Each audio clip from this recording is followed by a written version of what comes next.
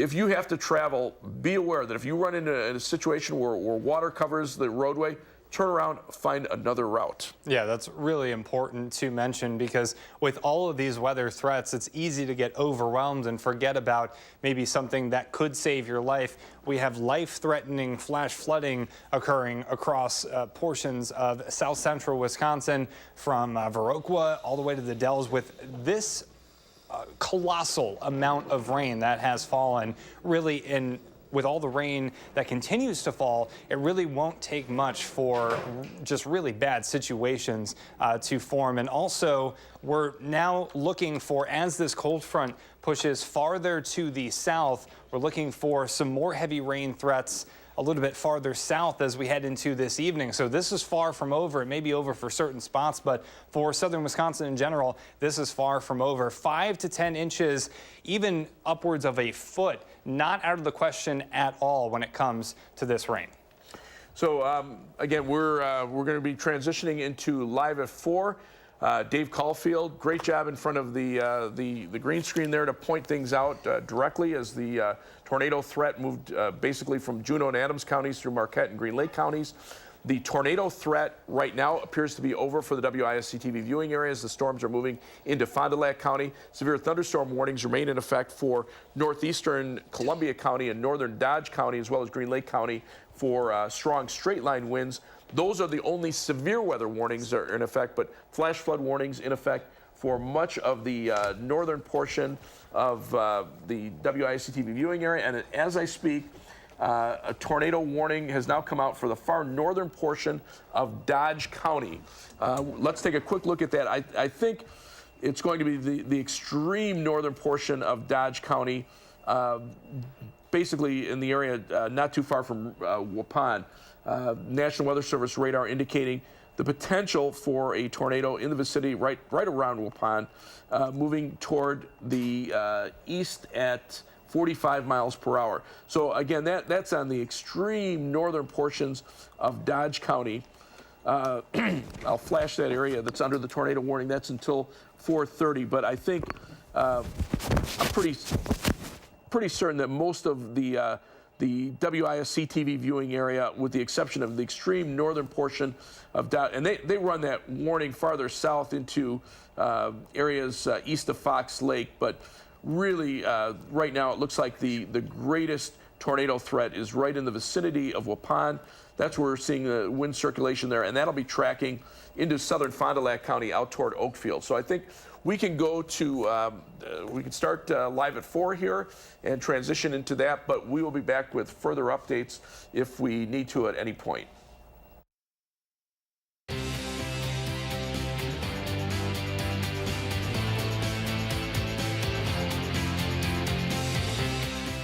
Good afternoon, everyone, and welcome to Live at 4 as severe weather crosses southern Wisconsin. Another very active weather day, heavy rain, which is a big concern, and we'll get an update and a recap if you're just joining us this afternoon in just a minute. Another round of severe weather sweeps through the area. Jamie Perez reports on what happened in Waniwak. That's up in Juneau County. In Vernon County, residents of Coon Valley need to be evacuated from their homes in the middle of the night. And here in Madison, the mayor says the city is prepared for whatever hits our area tonight. We've dodged a couple of bullets so far.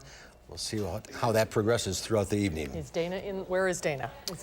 Oh, she's on her way out to the All weather right, here's patio. our weather words. This is the rugby Bucky at Brittingham Park, and he is ready for no matter what happens. The sandbags are in place. What a picture that is. Yeah, just be prepared. That kind of sums up Madison the last couple of days. And we will have complete coverage from what the mayor is expecting in the area. There's still street closures in downtown Madison that you need to be aware of. Highway 14 between Cross Plains and Mazamani is still closed. The bridge is out in Blackhurst, so we are far from out of the woods. No, and with more heavy rain in the forecast, it's a big concern. Meteorologist Dana Fulton is out on the weather patio now. Hi, Dana.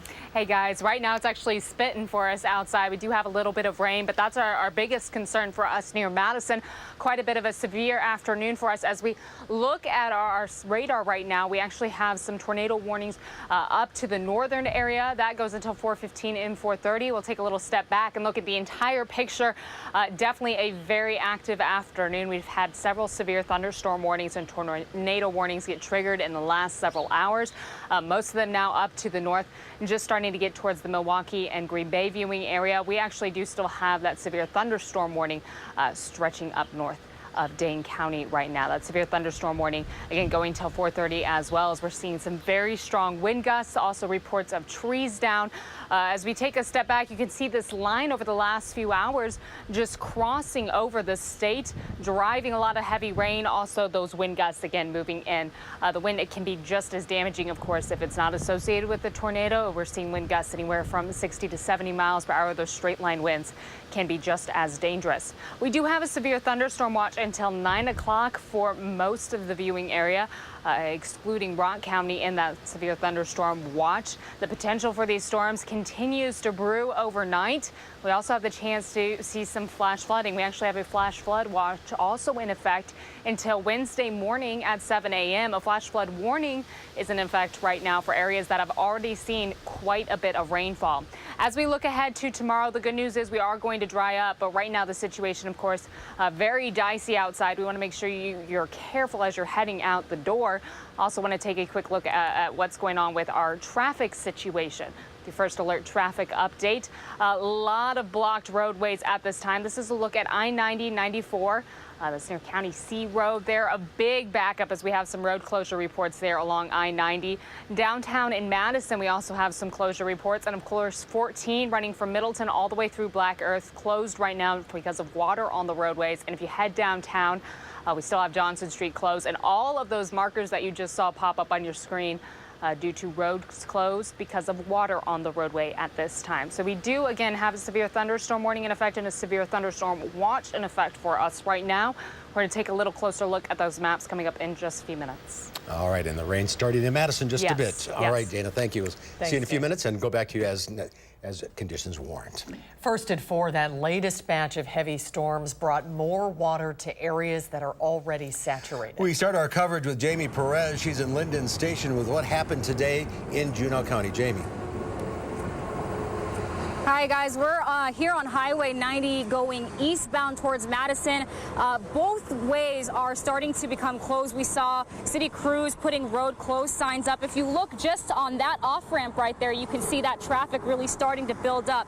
Floodwaters around this area are absolutely terrible. Now, we are not in a bad spot right now. We had to get in a safe spot just to be able to do this live shot and to get out of that. But if you're driving around that area, you will be trapped. So if you don't have to drive, don't. Earlier today, we were all over the place covering these floodwaters, and everywhere is really bad. Highway 33 has a huge sinkhole. I'm talking 100 feet long by 30 feet wide, nearly 5 feet deep. That road, Highway 33, is completely closed. County Road I is also flooded out heading towards Wanawak, and that's where we spent a lot of our time earlier. West Street there in Wanawak is entirely flooded about 20 feet.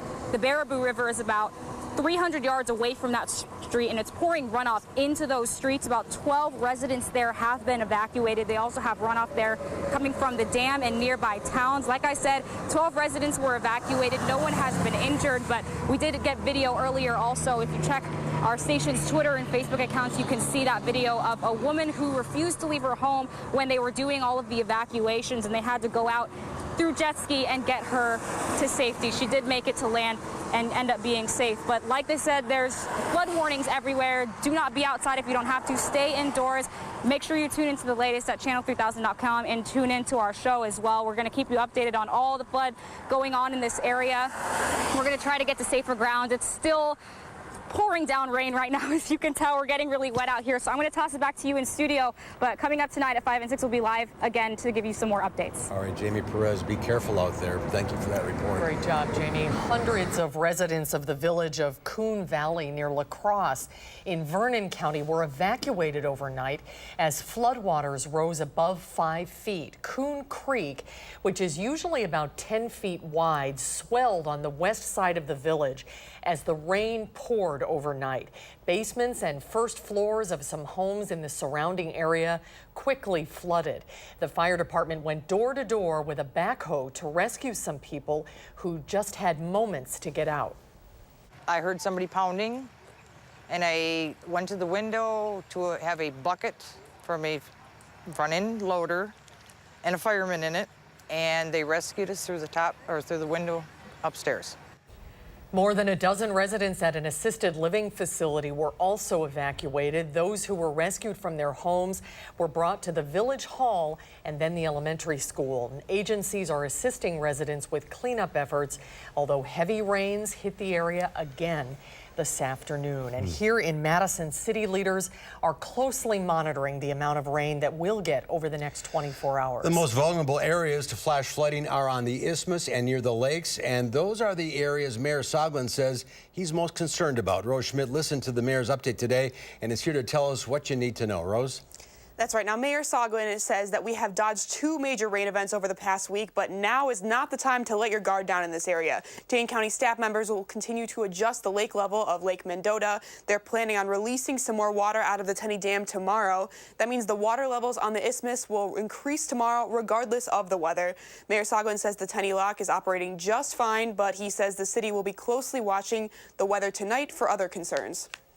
The event is not to be measured by the amount of rain we get in Madison.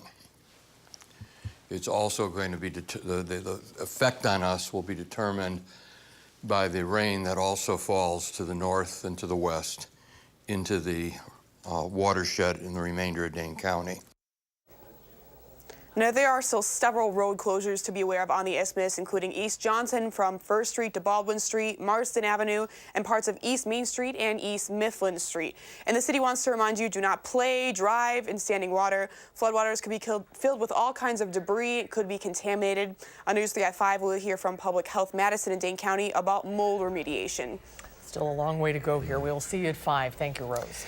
In other news today, the Trump administration is looking into new regulations against social media companies such as Google. The revelation came after an early morning internet search followed by a presidential tweet. Mola Lenghi has more details from the White House.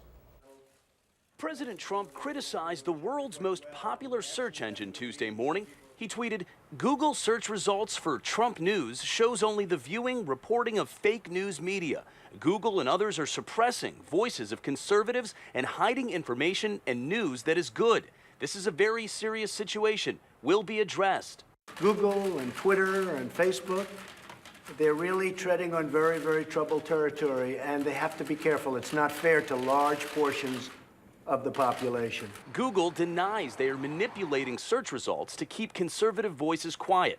They issued a statement saying search is not used to set a political agenda, and we don't bias our results toward any political ideology. There's no evidence that there's any kind of manipulation going on with regard to the president. Harold Feld works for Public Knowledge, a nonprofit group advocating for citizen rights in media and technology. He says the rules need to be written so they don't favor one political party over the other. But he adds, regulations are needed. It's too important to just be left to the companies.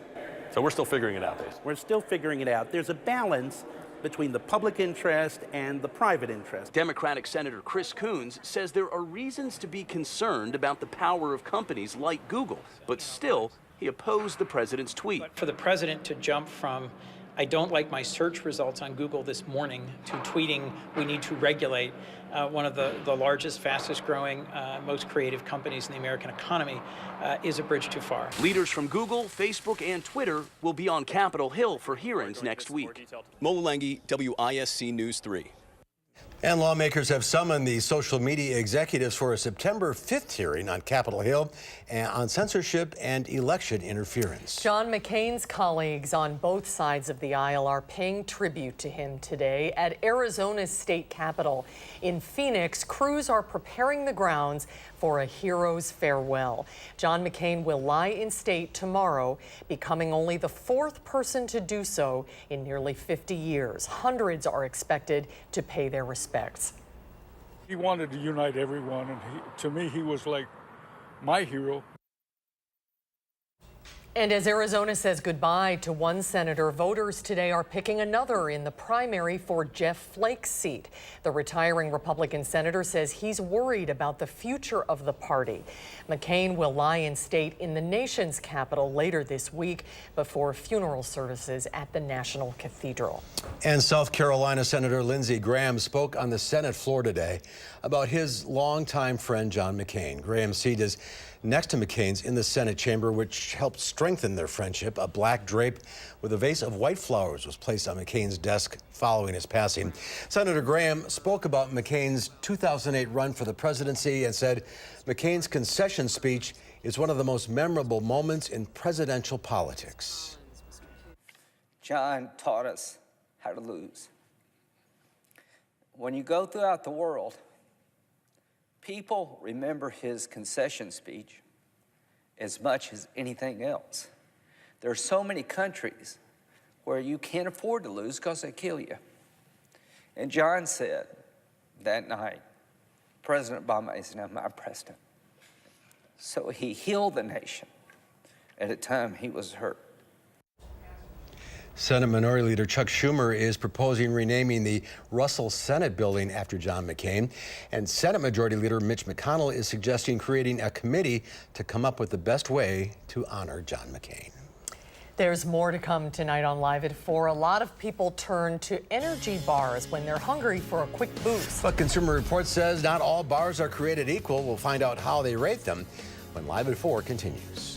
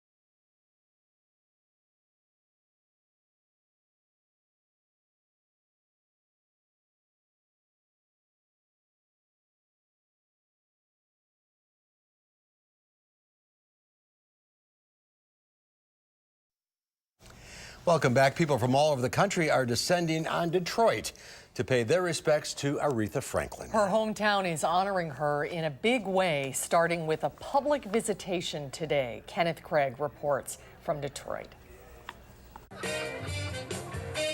Music filled the air as thousands of fans stood in line to pay their respects and celebrate the legacy of Aretha Franklin.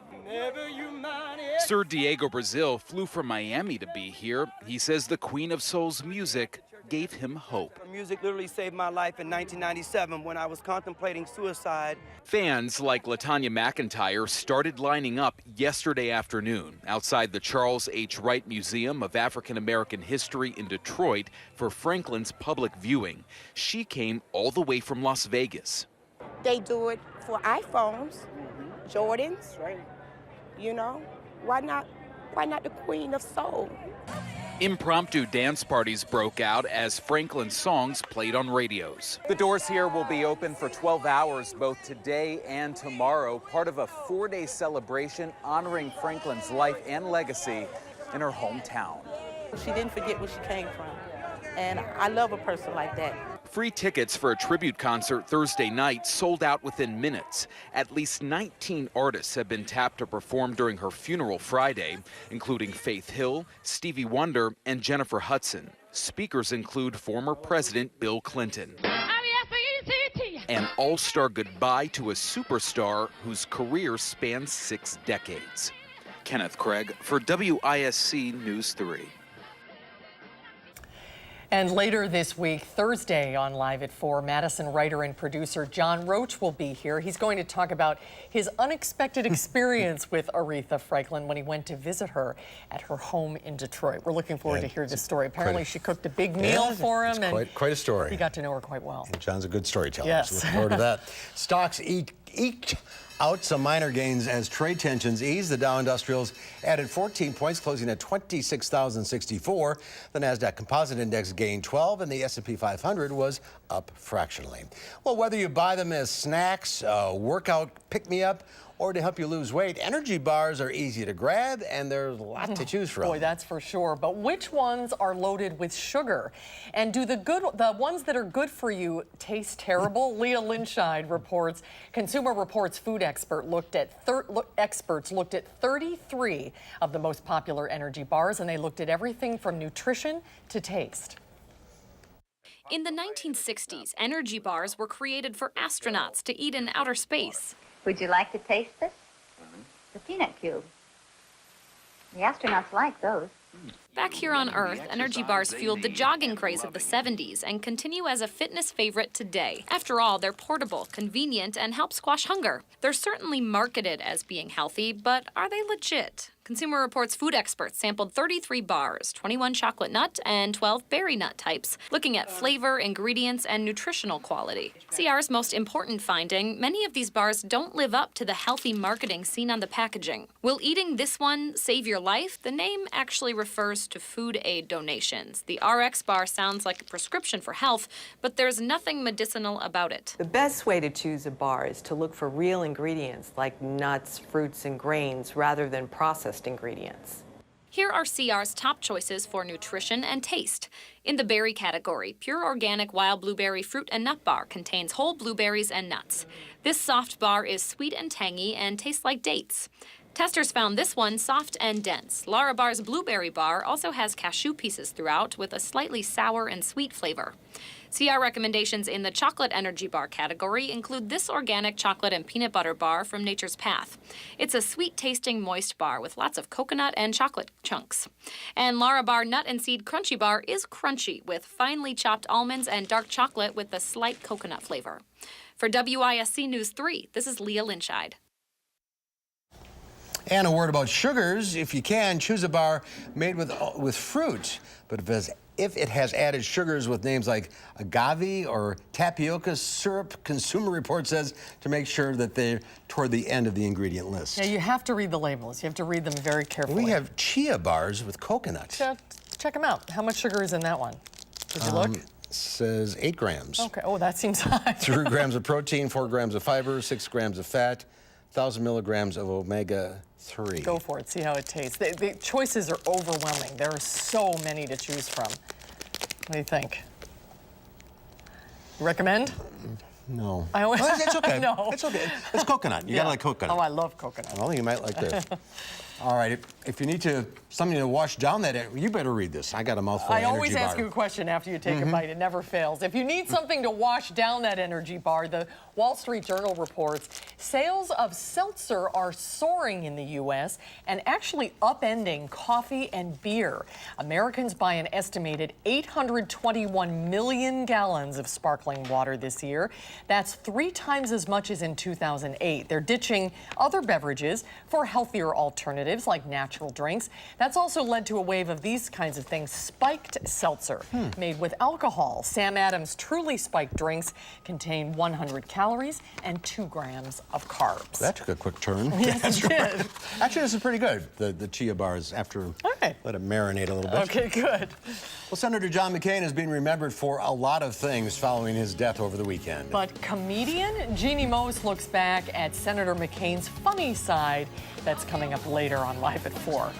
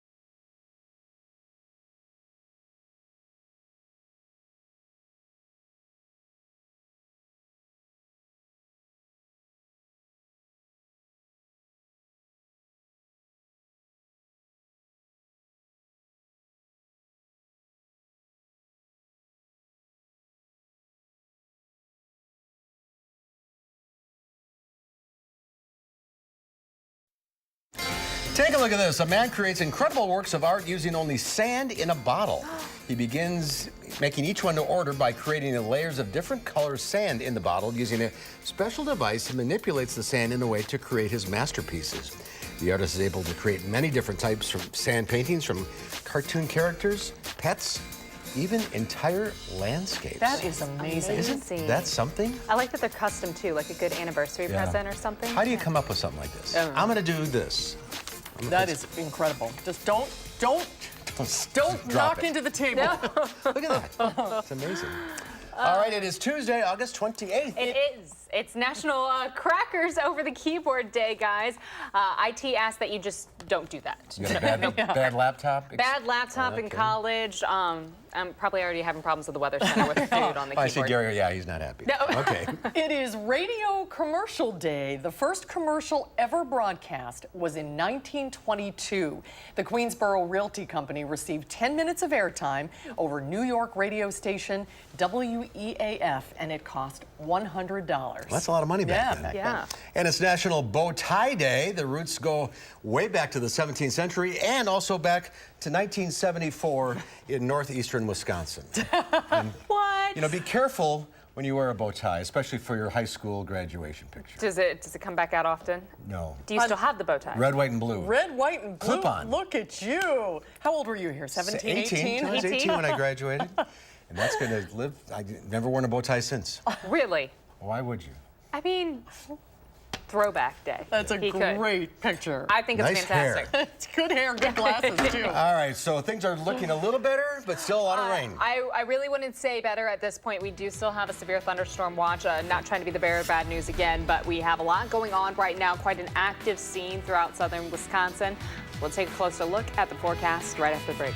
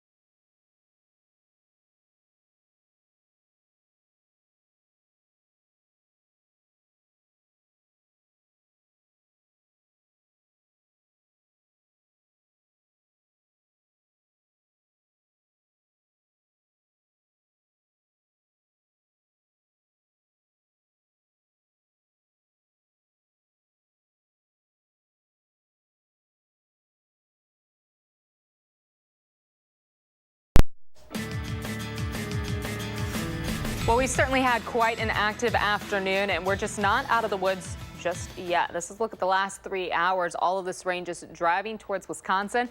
Right now, we do actually still have a tornado warning right at the very, very edge of Dodge and Fond du Lac counties. That goes until 4:45. Just watching that very corner as that heavier rain and that stronger edge of the rain and the wind continues to move east. Through central and southern Wisconsin right now, we are dealing with quite a bit of rainfall. and that's why we do have a flash flood watch. Of course, as we've mentioned several times now, we are completely saturated at this point. Much more rainfall than what we even need for the entire month of August, but more rain on the way for the next few hours. So we have a flash flood watch extending for everywhere excluding Rock County. And then as you head north, there is a flash flood warning or flood warning there.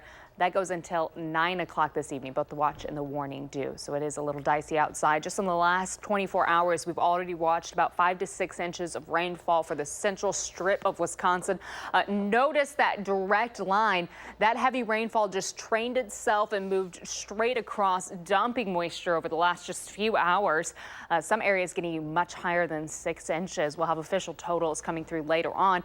Everywhere south, about 2 to 4 inches. And then as you get toward the southern edges of Greene and Rock County, just about 1.5 inches in the last 24 hours. As far as our storm reports go, we have several reports of trees down, just blown over because the ground is already so saturated. It really doesn't take that strong of a wind gust to blow over even a large tree.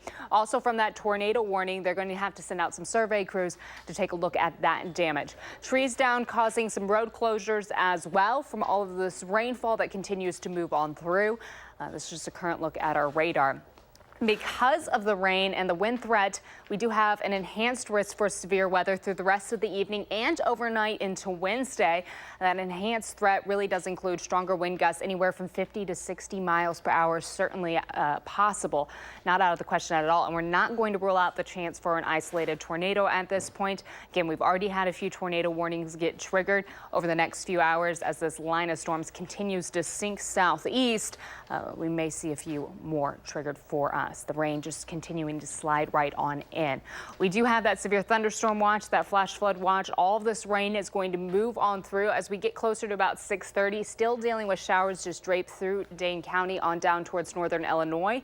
By the time we get closer to about 8:30 and 9, the heaviest rainfall is east, and past midnight we only have a few lingering showers. So this is an evening and an early overnight event. We'll still see some rain for us early tomorrow morning, but the heavier storms just coming through for the next few hours. By Wednesday, we still have a mostly cloudy sky, starting to get a few pockets of sunshine by the afternoon, but notice no rain for us Wednesday afternoon. Also pretty cool outside for us. A big drop in temperatures for us for the middle of the week. Rainfall potential on top of what we've already seen today. For the next several hours, could see up to 1.5 inches or anywhere from 1.5 inches to 2 inches throughout Dane County. Just not going to rule out again the chance to see a little bit more. So 1.5 kind of what we're estimating for Madison. Could see some more around Dane County over the next few hours. And then because of all this rain potential and of course the wind threat, we do still have our alert day in effect through the rest of this evening with the risk for some very strong, even severe thunderstorms possible and the heavy rainfall for much of the area that just doesn't need any more rain. Here are our totals so far for August. Our August average, about 4.5 inches of rain. So we have well exceeded that, almost doubled it, and we still have a few days left, of course, in August. Overnight lows falling close to 60 for us with the scattered showers and thunderstorms possible. Tomorrow we barely warm up, close to about 69 for our high. That's almost 10 degrees cooler than average for us tomorrow. So do keep that in mind. Your Wednesday is going to be a little cooler. We are going to look at some clouds in the sky, of course, where Wednesday sunshine returns finally for Thursday. We start to warm up steadily, and then we stay close to average there heading into the weekend. It is Labor Day weekend, and Labor Day weekend is going to hold some more showers and thunderstorms. The threat for severe weather decreasing, though, as we head into the weekend. It does warm up and start to get a little more humid into the start of next week, the first weekend of September already. Kids back to school. It's got to heat up. It does. That's how that works out. But we do have that chance for some stronger storms this evening, so that is our primary focus right now. Once we get through that severe thunderstorm threat with that watch going to 9 o'clock, then we're going to transfer our thoughts closer to what's going on for Labor Day weekend. Keep an eye out for now, but 69 tomorrow, that's going to feel good. It's going to feel fantastic outside. 69 and not humid either. Yeah. So we get All right. A touch of fall. Yes. Thank you, Dana. Thank you, Dana. We'll be right back.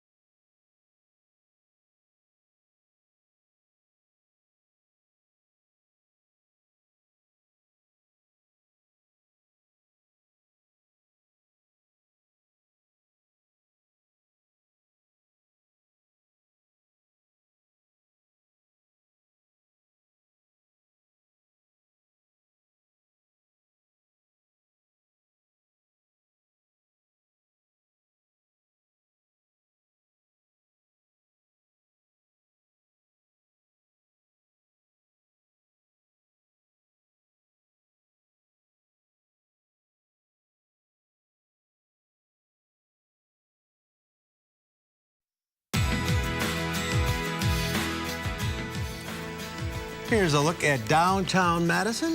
Things moving along okay for now, but not out of the woods yet. As John McCain's colleagues paid tribute this week, Jeannie Mose reports the senator from Arizona was also known for a sense of humor. She collected some of his many funny moments. He called his campaign bus the Straight Talk Express. Why are we handing this out? But a lot of what he expressed was humor, whether it was poking fun at his opponent, then presidential candidate Obama.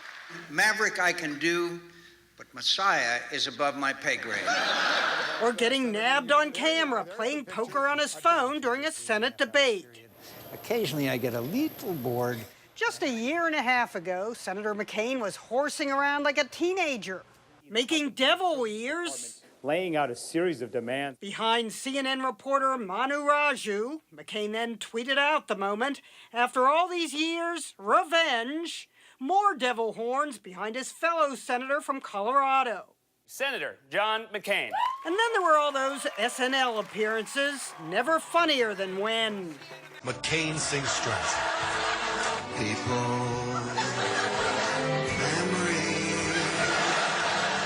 he said Streisand had tried to do his job talking politics, so he decided to try hers. Papa, can you see me? Pretty annoying, huh? Barbara wasn't annoyed. After his death, she referenced the SNL act in a tweet and called him a good man, a good senator. He even let SNL joke about his then running mate going rogue. Available now, we got a bunch of these. Senator McCain's attempts at humor sometimes blew up on him. Remember this? Senator McCain did when someone asked him about punishing Iran. That old Beach Boys song, Bomberan, you know, bomb, bomb, bomb. He made movie and TV cameos playing himself. Excuse me, I just need to get my coat here. Could you give me a minute here, please? He made fun of himself. The guy would shut up. No wonder he laughed so easily. He considered himself to be one of Are the luckiest people. Jeannie Mose, CNN, New York. He was a lot of things, but he was not a singer. That's true. That's very true. He'll be missed. Well, do you have plant and garden questions? Well, you're in luck. That's right. Lisa Briggs from the Bruce Company is with us this afternoon. Oh, she brought a pretty mom with her mom's today. the word. Lisa will take your calls at 270-9933. Call now and we'll take your calls when Live at 4 continues.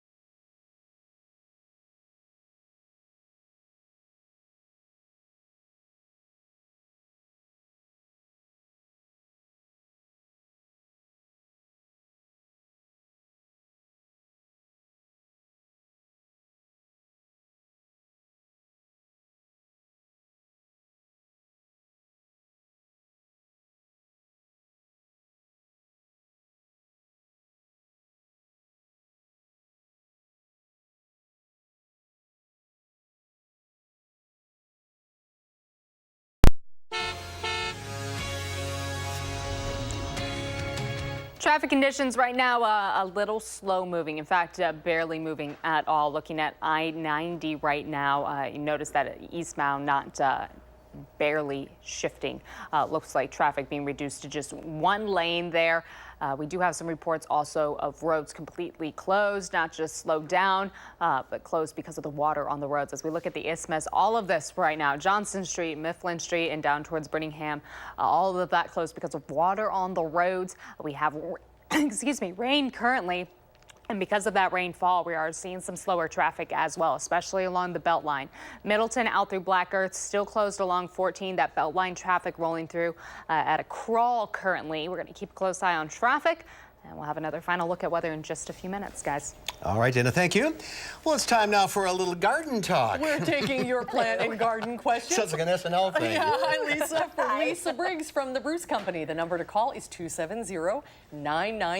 How you doing? I'm good. How are you guys? Good. All this record rain. Are our plants in danger? Lawns? Some plants might be feeling a little waterlogged. So when you look at your plants and they look a little discolored, and normally in August you would think that it's an underwatering issue, check the soil before you do any supplemental watering. A lot of things are, going to be a little stressed out. I saw a neighbor, they had an automatic lawn thing, sprinkler running in the rain. Turn it off. Sometimes those things I think are hard to reprogram. They have a mind of their own. Maybe. They do. All right, lots of calls. Let's start with Bonnie in Windsor. Hi, Bonnie. Hi. What's your question? I have a 2-year-old hibiscus plant, and I'm wondering if it could stay out in the winter. Bonnie, is it one with the big tropical flowers or the smaller flowers? No, it has big flowers, 3 different color flowers on it. That is a tropical hibiscus, and that will not survive the winter. So you're going to want to bring it in the house, put it in the sunniest window that you have, and be prepared for some leaf drop. They will. Because they will, but it'll be fine. All right. Bring her in. But there's a variety with little flowers that's There's a variety hardier? of little flowers, also called Rose of Sharon, which is hardy. And then there's also the hardy hibiscus, which are big flowers, but generally single-colored. Okay. Not Usually those pink, really right? pink or red. My neighbor has one. They live Not outside. those, right, not those lurid peach and yellow ones. Those are tropical. Okay. All right, let's go to Linda in Janesville. Hi, Linda. What's your question? Oh, I have a question. It started with my tomato plants. The leaves turned yellow with brown spots, and basically it spread to the stems of my tomato plants and even my apple trees.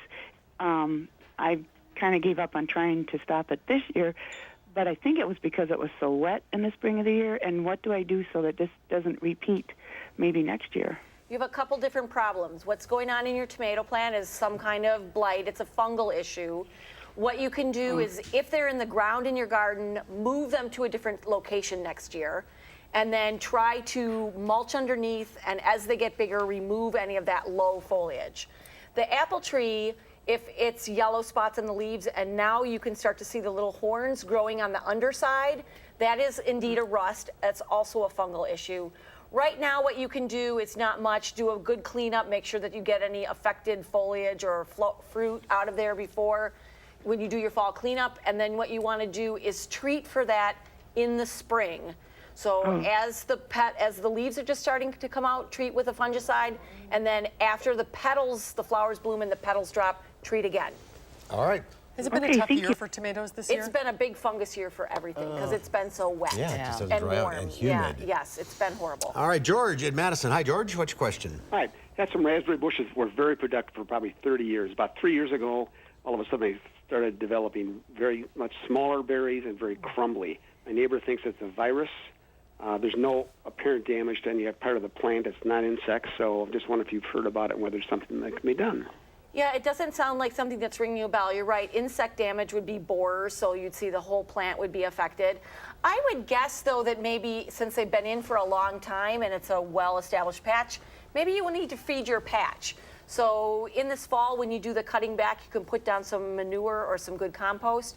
Or in the spring, you could use a fertilizer for fruiting plants. That might help with the fruit a little bit. Plants don't last forever. I mean, you got No, but raspberries will constantly Sure. regenerate. The plant that you have now is not the same plant as 30 years ago. Oh, okay. But they need to be fed. It's a pretty hungry crop. Sure. And Any so, berries? That's anything that yes, produces. yeah. Okay. All right, let's go to Mary in Madison. Hi, Mary. What's your question?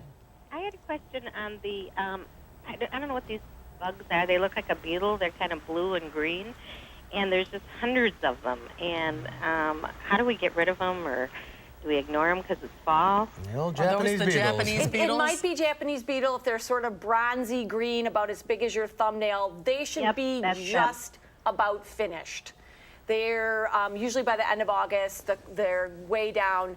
What you can do for next year is to treat your lawn with a grubicide. That will help with the population a lot. Any sort of broad spectrum insecticide will kill them. We like to use 8. There's also something called beetle killer. If you like something organic, Captain Jack's makes a really good product that it's a little slower acting, but it's an organic product. Captain Jack's? Captain Jack's. It's actually made from fermented, from the insides of rum casks. Okay. Interesting. I know. Gee, there you go. Thanks, everyone, for calling. Do you want to take the... Yes, I can take the next ones, yes. On the line, stay there. Lisa will talk to you off the air. We'll see you next time. Good to see you, Lisa. Have a nice holiday weekend. Thank you. You too. All right, we'll be right back with a final check of your forecast.